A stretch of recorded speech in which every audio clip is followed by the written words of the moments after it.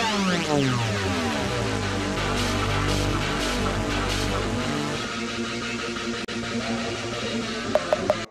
warahmatullahi wabarakatuh.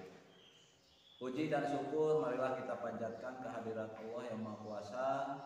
Salawat beserta salam kita curah limpahkan kepada junjungan kita Nabi Muhammad Sallallahu Alaihi Wasallam. Perkenalkan, nama saya Agus Nugraha.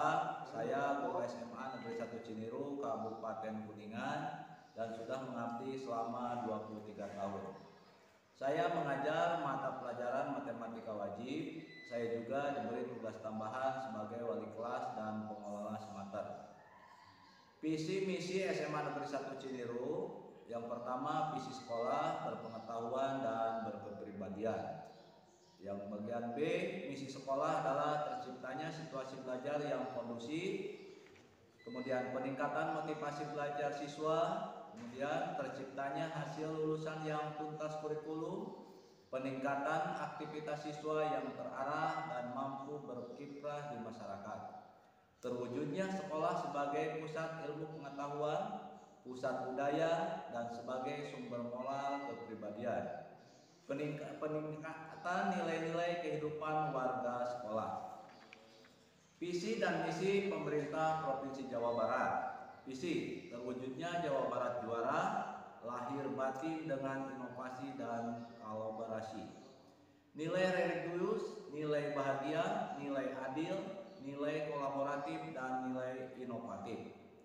Misi pertama, membentuk manusia Pancasila yang bertakwa melalui peningkatan peran masjid, tempat ibadah sebagai pusat peradaban dengan sasaran misi yang pesantren juara, masjid juara, dan ulama juara. Misi kedua, melahirkan manusia yang berbudaya, berkualitas, bahagia, produktif melalui peningkatan pelayanan publik yang inovatif. Dengan sasaran misi yaitu kesehatan juara, perempuan juara, olahraga juara, budaya juara, sekolah juara, guru juara, ibu juara, milenial juara, perguruan tinggi juara, dan SMK juara. Misi ketiga, mempercepat pertumbuhan dan pemerataan pembangunan berbasis lingkungan dan tata ruang yang berkelanjutan melalui peningkatan konektivitas wilayah, penataan daerah dengan sasaran misi yaitu transportasi juara, logistik juara, gerbang desa juara, kota juara, pantura juara, pansela juara, dan energi juara. Misi keempat, meningkatkan produktivitas dan daya saing ekonomi umat yang sejahtera dan adil melalui pemanfaatan teknologi digital dan berkolaborasi dengan pusat-pusat inovasi serta pelaku pembangunan. Dengan sasaran misi yaitu nelayan juara, pariwisata juara, lingkungan juara, kelola sampah juara, tanggap bencana juara, ekonomi kreatif juara, buruh juara, industri juara, pasar juara, petani juara, umat juara, UMKM juara, dan wirausaha juara. Serta misi kelima, mewujudkan tata kelola pemerintahan yang inovatif dan kepemimpinan yang berkolaboratif antara pemerintah pusat, provinsi, dan kabupaten kota.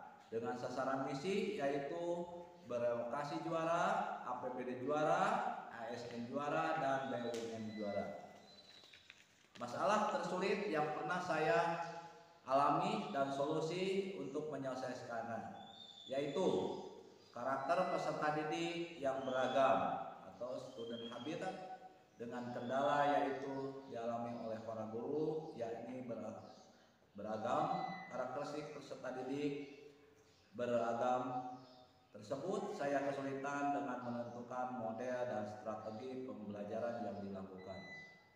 Sebagai contoh, misalnya ada seorang peserta didik yang suka mencari perhatian guru dengan berkeliling kelas atau sering mengacungkan tangan hanya sekedar ingin diperhatikan.